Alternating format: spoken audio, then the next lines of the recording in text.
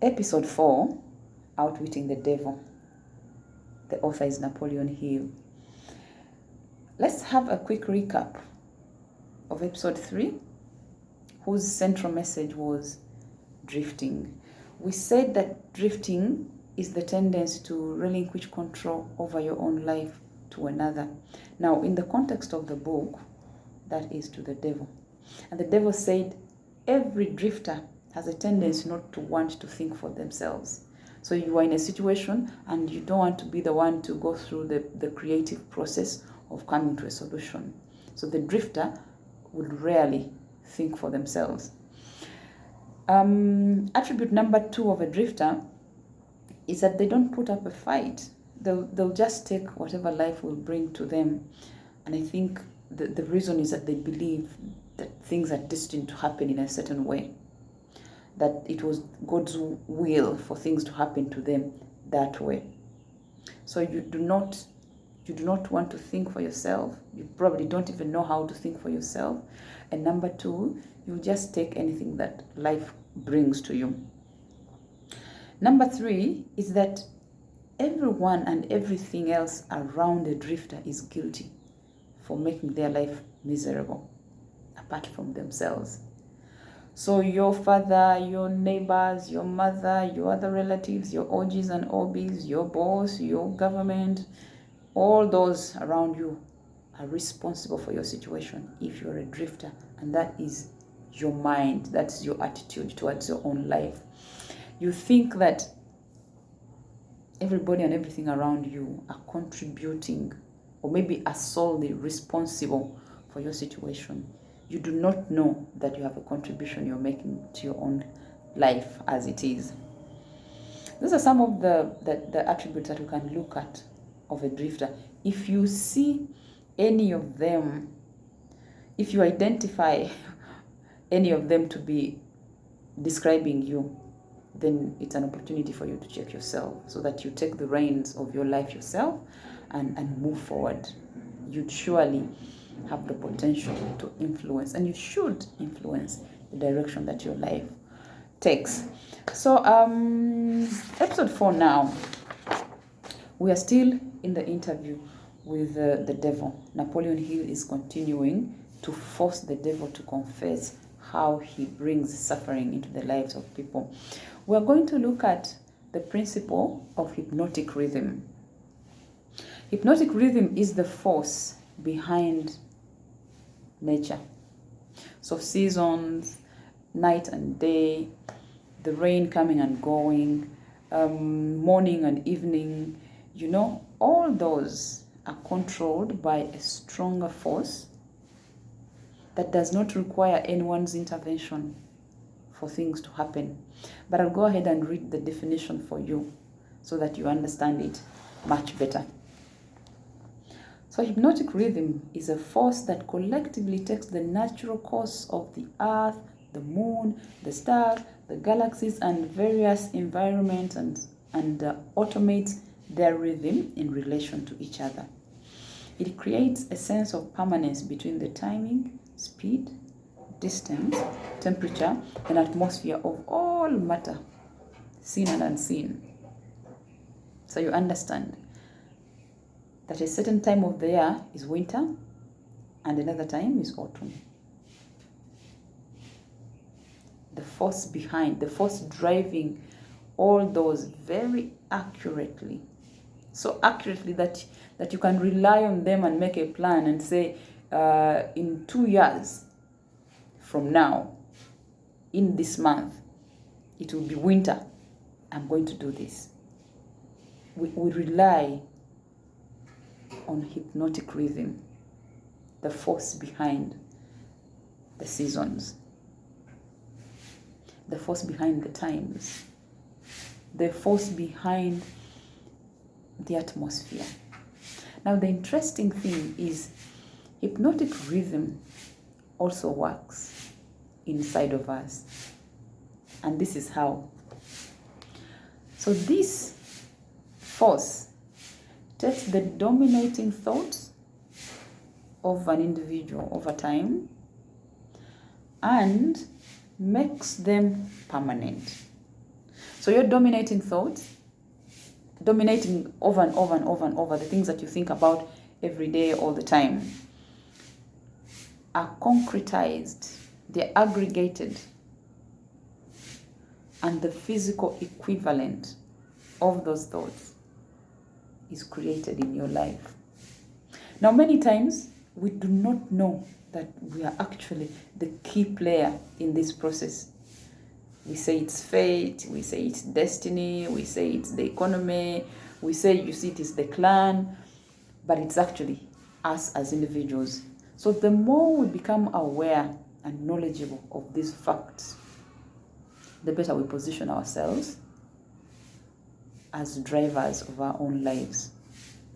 Now, I will quickly take you to how the devil manages to insinuate himself to such a position where he gains control over many lives. And this, for many of us, begins when we are children. We are groomed to fear. Many of us, maybe not all of us, but many of us are groomed to fear. We fear death. You fear something that someone has imagined. When it's dark, you imagine some beast and you know, so you fear. So even when there is nothing clear for you to fear, you're somehow afraid of something because you think that there's some sort of looming danger or something like that. But we're also groomed to fear things like death. We fear poverty. We fear old age. We fear the devil. We fear so many things, ghosts. Sometimes, I started fearing a ghost before I knew what a ghost was. Somehow, because you hear an elder say something about ghosts, you hear them say something about the devil and hell. So we grow up very afraid of things we don't even know. And if you recall, in our previous discussions, we said that fear is very fertile ground for the devil. If you have fear in your life, we can guarantee that you're going to be a failure. Because fear, it will invite all the other negative things in your life and ensure that your success is blocked. So now, to make it worse, we have systems of education, systems of religion, systems, those systems that have not helped much because they give us information and knowledge that will not exactly help us to creatively think our way out of an unpleasant situation. I'm afraid of almost everything. We even fear people. And I'm not talking about respect, I'm talking about fearing. You fear your dad, you fear your mother, you fear your elders, fearing. So with a mind that is, clogged by fear, it is very difficult to have any creative element.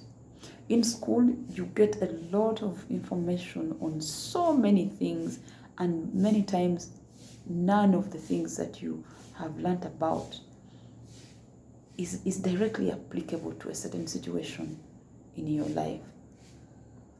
And so, in the end, we sort of become automated human beings that are conditioned to receive. I go to school and receive a degree. And because the degree is not exactly connected with the kind of life that I am in, it's not connected to my desires. It's not the kind of thing that is going to help me get out of the situation that I'm living in now. Most of the time, this might not be 100% true of everybody, but for most people, it is factual. So you come out of school and you have a degree and it's not answering the questions of your life.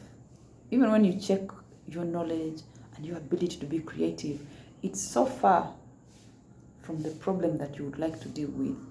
And so you are you are left a kind of victim of your circumstances. You can only receive. So you receive the degree, you go through the 3-4 years doing a thing that is not sort of relevant. Many times we don't even like the courses. So you finish and you have a degree that you don't like, that is not very helpful. And so you start to look for a job. Those processes are sort of automatic. You finish the degree, you look for a job. You get a job that you're not really excited about, but you're happy that you've got a job, because then you're going to start earning your living.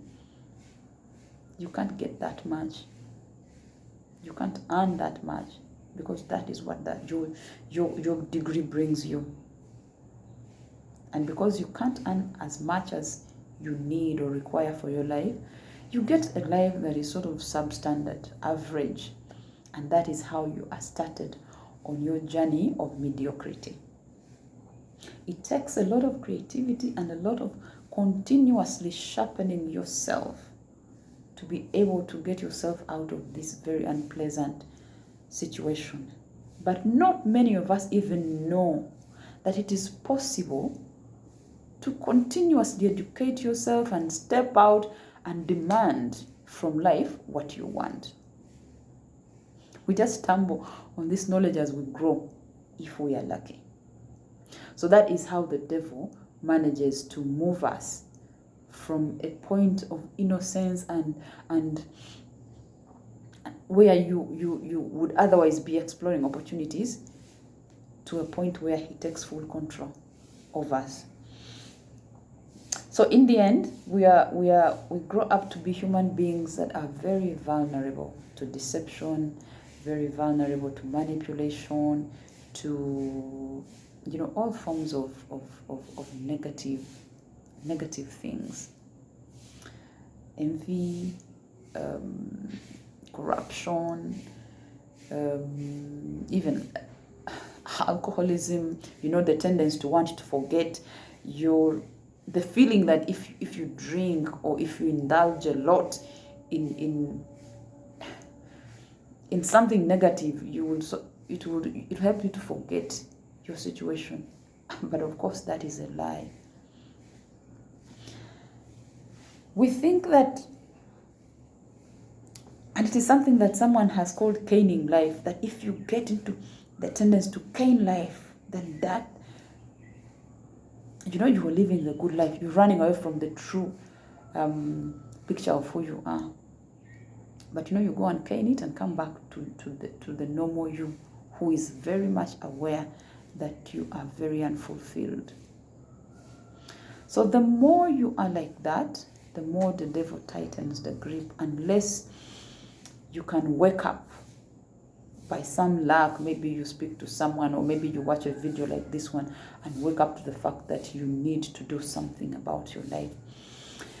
But also, once you are in a situation of vulnerability like that, the devil uses baits to drag you even deeper into the hole. These are some of the baits. Money.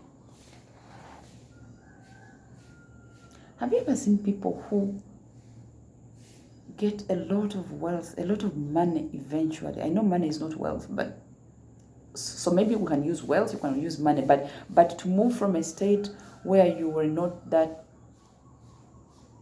wealthy, and then you, by some luck, you get a lot of money. Eventually, some of those people will become maybe arrogant. The money gets to them. Not all of them, I am very much aware, but we have seen many. Money gets to them, and they think that because they have money, they've got it all. And they forget about all the other areas of their lives. Relationships stop mattering because they think if money will buy them everything. That is how the devil can use money to cause you to drift. And eventually, when you drift, then the law of hypnotic rhythm starts serving the devil. Because then it just continues to grill you in that mode until you become very unable. You lose yourself. It could be power. You're in a position of power, and it gets to you as well, and you become arrogant, you become inconsiderate, you completely unaware of the presence of other people. You don't really care about their opinions. Dialogue becomes useless to you because you have the power in your hands. Sex is another thing. I have heard of people for whom sex is like food, food, like pork beans. In the morning, mid-morning, afternoon, in the evening, in the night, they're just driven by the desire to have sex all the time. And this does not matter whether they are female or male. They are there. So their reasoning is taken captive, and they are addicted to sex. A lot more. For other people, it's glory. It's prestige. The thing that is common these days is the desire for celebrity status. People will do anything at all to become celebrities. They will sell their bodies. They'll join funny clubs. They'll do weird things. They do funny stuff on social media just to become a celebrity.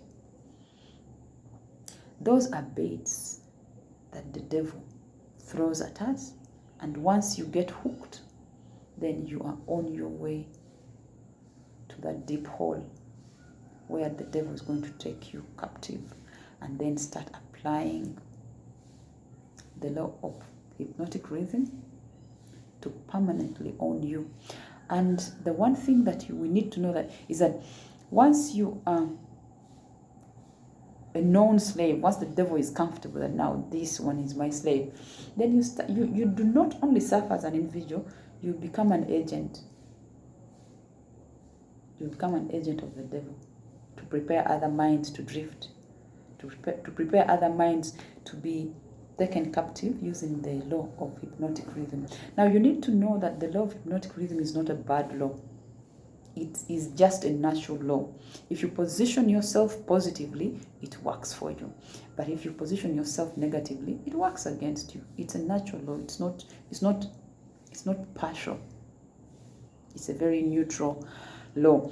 Now, so what should we do? Napoleon Hill asks the devil, okay, fine, you have explained how you use the law of hypnotic rhythm to capture people and turn them into your slaves. What should they do to run away from you? And the devil goes like, oh, but you see, this will deal me a big blow. You're going to cause serious retardation to my program. And Napoleon Hill says, no, I have power over you. So you will speak it out. Tell me, what should people do to run away from you? So devil breaks down this thing and says, if anyone can think for themselves, if anyone will know clearly what their purpose is, so it's definite purpose. Number 2, if you will master yourself, master your emotions, master your strength, know your weaknesses, have the right answers to the questions about yourself. So apply yourself fully to your purpose from a point of knowledge and appreciation. If you can learn from adversity, the bad stuff that happens to you, what do you learn from it? Do you learn to avoid things that landed you into trouble? If you can learn from adversity, and then controlling the environmental influences rather than accepting for them to control you, and then appreciating that time passes and that when it does, the things that are as they are will become permanent. So appreciate the passage of time and do not have negative thoughts running over and over and over and over in your mind. But know that if this happens, then you will become a permanent slave. And instead, work positively. Update yourself. Create new habits. Develop a new character, bit by bit. And these will then become the permanent patterns in your life. And harmony is the other thing. Have harmony. And harmony is about, we have so many facets in our lives. So your life is physical, your life is spiritual, your life is financial, your life is social, your life is all those areas. Harmonize them. Have a purpose that harmonizes them. That is the harmony that Napoleon Hill is talking about. So that you don't grow in one area at the expense or the other. If you grow financially, make an effort to grow relationally as well, so that you don't become some kind of snob. Okay, and then lastly, caution. Think through things before you act, so that you don't regret, so that you don't fall into costly deals, so that you don't burn bridges, so that you do not spoil your chances. All right, so that is the end of episode 4. The key things that we learn are: if you have a definite purpose and you think for yourself and you have self-mastery, you know you can harmonize all the facets of your life. You appreciate the passage of time. You learn from adversity and you think through before you act. You will be able to run away from the grip of the devil. This is about growth.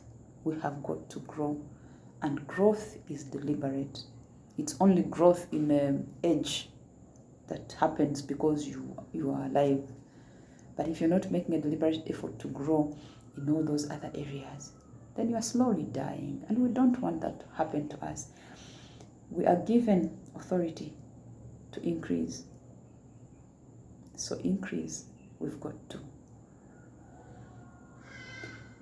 We will meet again in episode 5, and I think it's the last episode of the book. Then we'll see what next we will do after outwitting the devil. I do love you sincerely, and I pray that you embrace growth, because that is what we are called to do. If we do not grow, our people will not grow. If you don't grow, you stand in the way of the growth of other people, of your family, of your church, of your community. So grow, we must. Thank you so much, and have a good day, a good week, a good month.